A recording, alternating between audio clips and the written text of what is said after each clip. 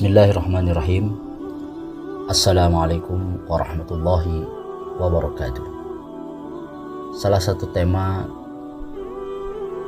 kajian tafsir tematik yang akan diangkat pada kesempatan ini adalah tentang hakikatul Islam, atau dalam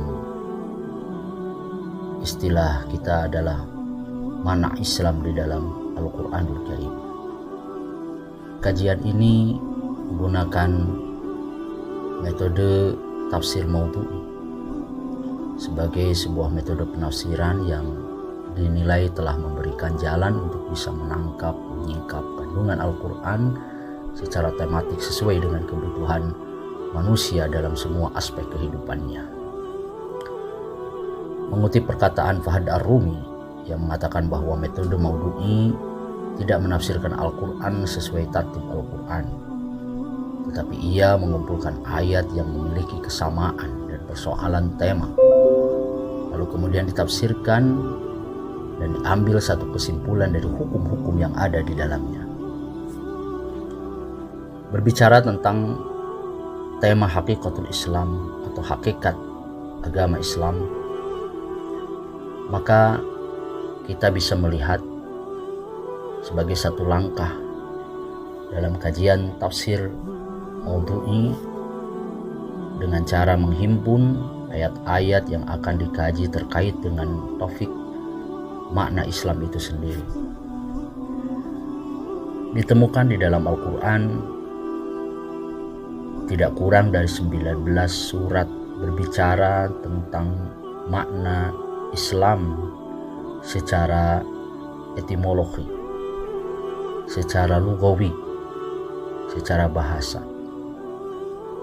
Ada di surat Ali Imran ayat 19, Ali Imran ayat 85, Al-Maidah ayat 3, An-Nisa ayat 125, Ghafir 6, dan ayat-ayat yang lain yang memuat makna kalimat dengan segala derivasinya dari makna Al-Quranul Karim.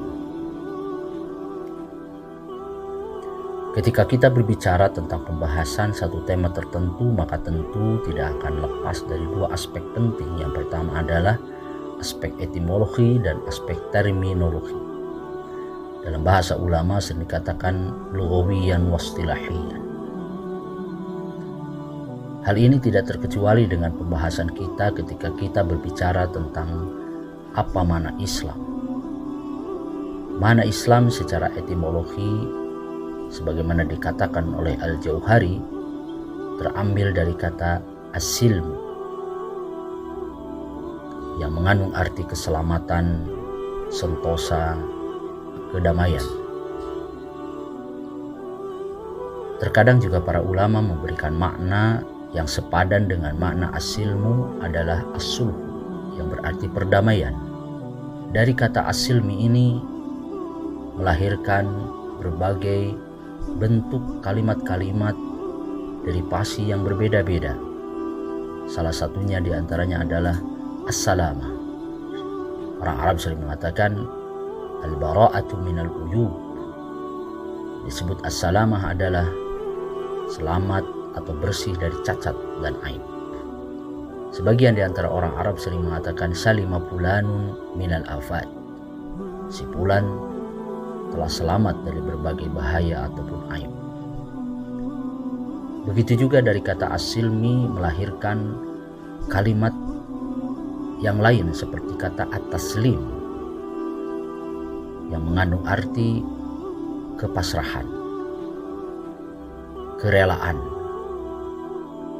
Para ulama memberikan makna at-taslim adalah badlur ridha bil hukm, mencurahkan segala rasa kerelaan atas satu keputusan. Dalam ungkapan sering dikatakan wa aslama amrohu ilallah, dia telah menyerahkan segala urusannya kepada Allah Subhanahu wa ta'ala. Itulah kenapa di antara derivasi makna as-silmi ini juga menjadi satu bagian di antara nama-nama yang maha agung, nama-nama yang mulia, di antara nama-nama yang Allah miliki, yaitu As-Salam. Pertanyaannya, kenapa Allah Subhanahu wa ta'ala dinamakan sebagai As-Salam? Hal itu diyakini karena Allah sebagai zat yang meliputi segala makhluknya dan meliputi mereka dengan keselamatan dari ketidaksempurnaan dan segala bentuk perbedaan. Ini menunjukkan bahwa makna dari kata Islam bisa ditarik dalam makna-makna yang begitu banyak. Bahwa akar kata asil menunjukkan makna bersih dari cacat atau aib. Begitu juga kalau kita lihat lagi bahwa derivasi lainnya dari kata asilmu adalah ketika diberikan imbuhan huruf hamzah menjadi aslama, yuslimu, islaman.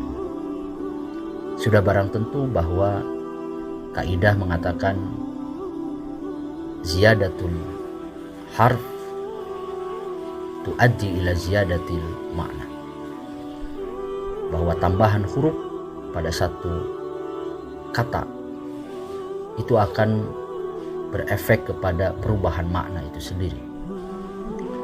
Imbuhan hamzah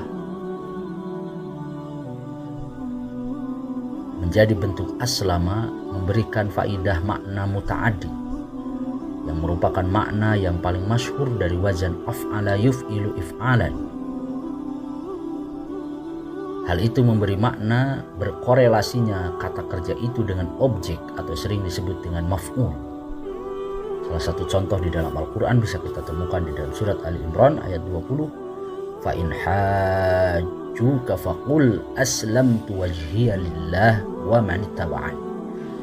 Kemudian jika mereka mendebat kamu tentang kebenaran Islam, maka katakanlah aku menyerahkan diriku kepada Allah dan demikian pula orang-orang yang mengikutiku.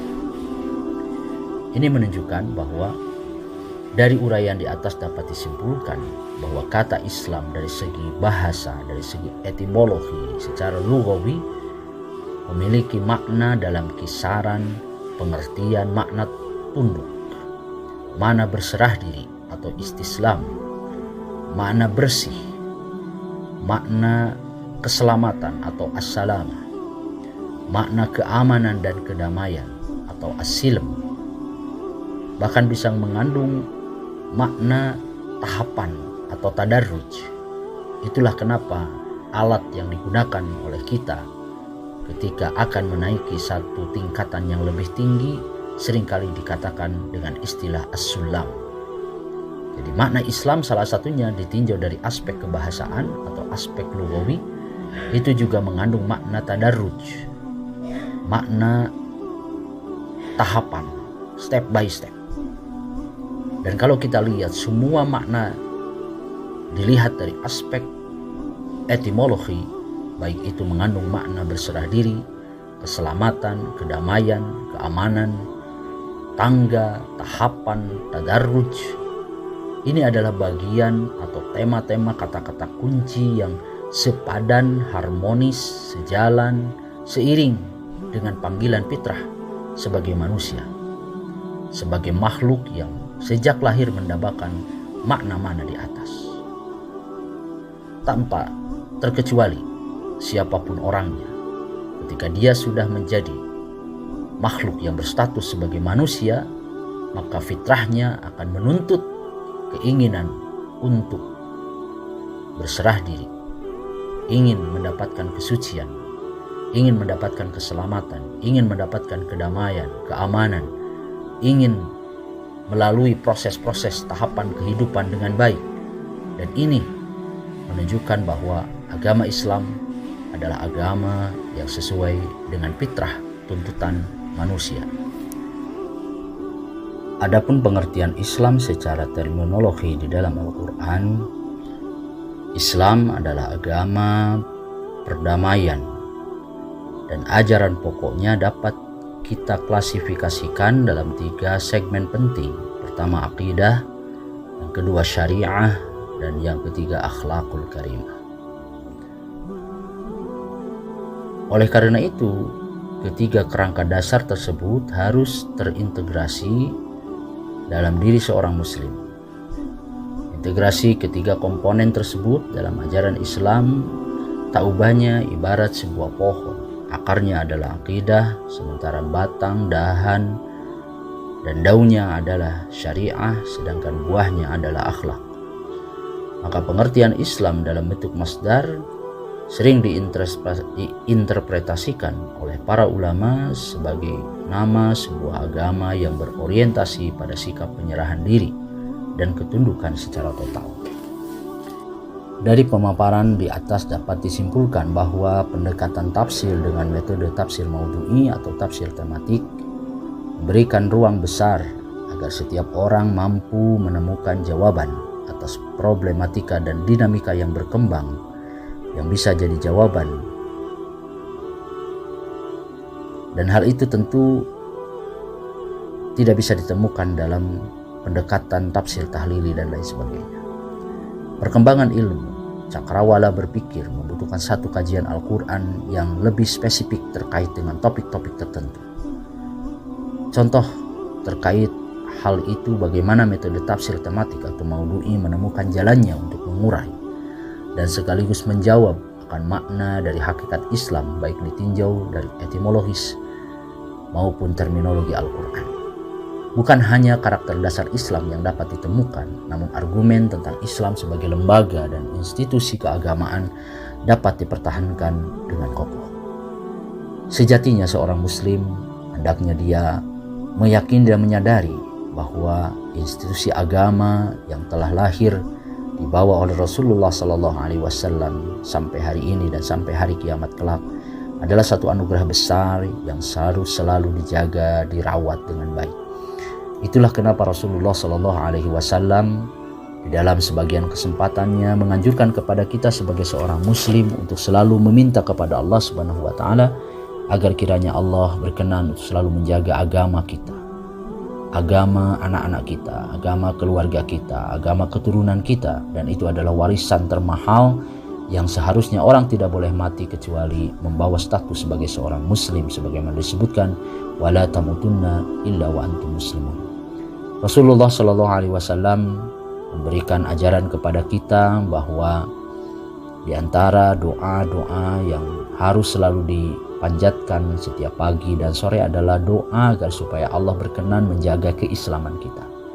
Itulah kenapa doa yang ma'sur dari Rasulullah Shallallahu Alaihi Wasallam adalah asbahna ala fitratil Islam wa kalimatil ikhlas wa ala dini nabiyina Muhammadin sallallahu alaihi wasallam wa ala millati abina Ibrahim hanifa wa ma kana minal musyrikin. Asbahna ala fitratil Islam, kami sampai di waktu pagi di atas kesucian fitrah al-Islam, wa ala dini nabiyina Muhammad sallallahu alaihi wasallam, dan di atas agama nabi kita tercinta Muhammad sallallahu alaihi wasallam, wa ala millati abina Ibrahim hanifa, dan di atas millah bapak kita yaitu Ibrahim, wa makana minal musyrikin, dan dia tidak termasuk kelompok orang-orang yang menyekutukan Allah. Itulah doa yang dianjurkan oleh Nabi dibaca karena melihat urgensi dari agama yang penting buat kehidupan kita sebagai panduan kehidupan kita. Status kita yang terpenting adalah di saat kita membawa seluruh amalan kita menghadap Allah Subhanahu wa taala dengan berstatus sebagai seorang muslim. Dia adalah barang titipan yang harus kita jaga. Itulah kenapa para ulama sering mengatakan inna min a'zamil wada'i allati yanbaghi an taj'alaha lillah an tastawdi'a dinaka bi kulli sabahin wa masa. Bahwa di antara barang titipan yang harus selalu kita titipkan ke hadapan Allah setiap pagi dan petang adalah kau titipkan agamamu kepada Allah Subhanahu wa taala agar supaya Allah berkenan menjadikan kita menjadi seorang muslim yang kafah, seorang muslim yang memahami tentang ketundukan, kepatuhan, kebersihan dalam maknanya yang sangat luas, tidak hanya terbatas pada ibadah ritual di tempat-tempat privat, di tempat-tempat yang di situ kita bisa beribadah secara mahdhah, secara murni kepada Allah, tetapi makna ketundukan, makna kebersihan, makna yang terkandung di dalam agama Islam kita bawa dalam setiap relung kehidupan kita dan dalam sendi-sendi kehidupan kita. Semoga Allah Subhanahu wa taala melimpahkan keberkahan buat kita semuanya dan menjadikan kita menjadi orang-orang muslim mukmin yang selalu dekat dengan Allah Subhanahu wa taala dan mendapatkan keberkahan dari agama yang agung ini. Terima kasih. Jazakumullah khairan katsira. Wassalamualaikum warahmatullahi wabarakatuh.